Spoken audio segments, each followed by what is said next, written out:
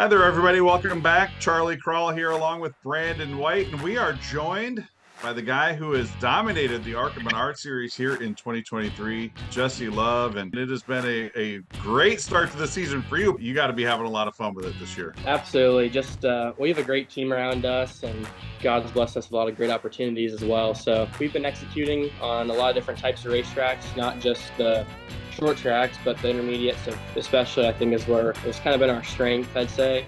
7 wins, 10 top fives. I mean, just how do you just sum up all the success you've had so far? Really, Venturini just gives us all the resources that we need, and they just do a phenomenal job. They really stepped it up to the plate this year. Going into the season, I thought we were going to struggle because, I'm a lot different driver than I am, now than I was then. But also with these rule changes, you're going up against, JGR, who has 20 years of bump stop technology, and I don't know. I thought it was just going to be a lot more air racing, which I thought was going to hurt us. And Venturini Motorsports has done a great job at getting ahead of the ball game, going to the wind tunnel as much as we can, and they work literally from 7:30 in the morning until sometimes 9 o'clock at night. When you did make that commitment to run full-time in ARCA this year, like what were some of the challenges you were expecting going into the season? You always have these kind of not one-off guys, but part-time guys. Like Dean Thompson does a pretty dang good job in our car, keeps his driving style a lot, and then you have the road course guys, obviously this weekend with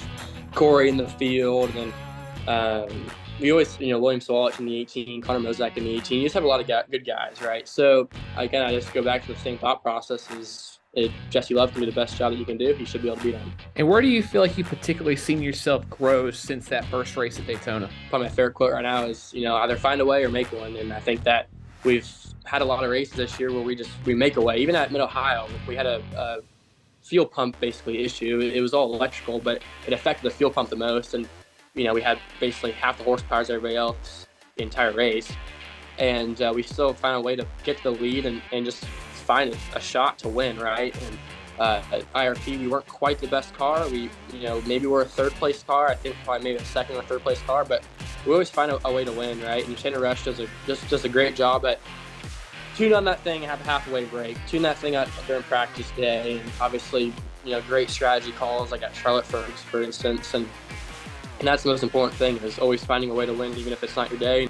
And with how dominant you've been in the Venturini car this year, like you're on track for an incredible season that rivals some of the best ones we've seen in recent ARCA history. So if you get more wins and obviously do wrap up that championship here in a few weeks, like just what would all of that mean to you personally? It'd be huge. Obviously, the biggest thing I think is it sets me up to have a good ride for next year, right? And I don't have the money to go, buy myself into a top-notch ride at places, but I feel like I have enough sponsorship and funding to if I have good opportunities and have people that believe in me, that we can go and run at great organizations and do well in that sense. As we go into like so many different tracks, we got a couple dirt races coming up, a doubleheader this weekend. Like what are you doing to stay focused to get as many wins as possible? I got to go perform and do well in my truck races. I have a lot of strong tracks coming up, so we just need to go do really well at those racetracks, and every one that we can win and we have the best car,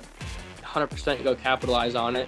And of course, at the ones where we're maybe a second or third place car, just find a way to win. And I'm just going to throw a name out there like Ty Gibbs. Do you look at the season that Ty had in 2021 and compare yourself, how you're doing here this year to the season that he had? I don't care much about record books or stat books. Obviously, if I go on arcaracing.com and look up how many races Ty Gibbs won in 21, it doesn't do me any favors, right? It just kind of takes thought processes away that I could be doing something different, and having fun or focusing on the next race and things like that. Right now, I'm not focused on that. I'm just focused on going to Watkins Glen and beating all them guys there, and then going to Springfield and obviously win another dirt race.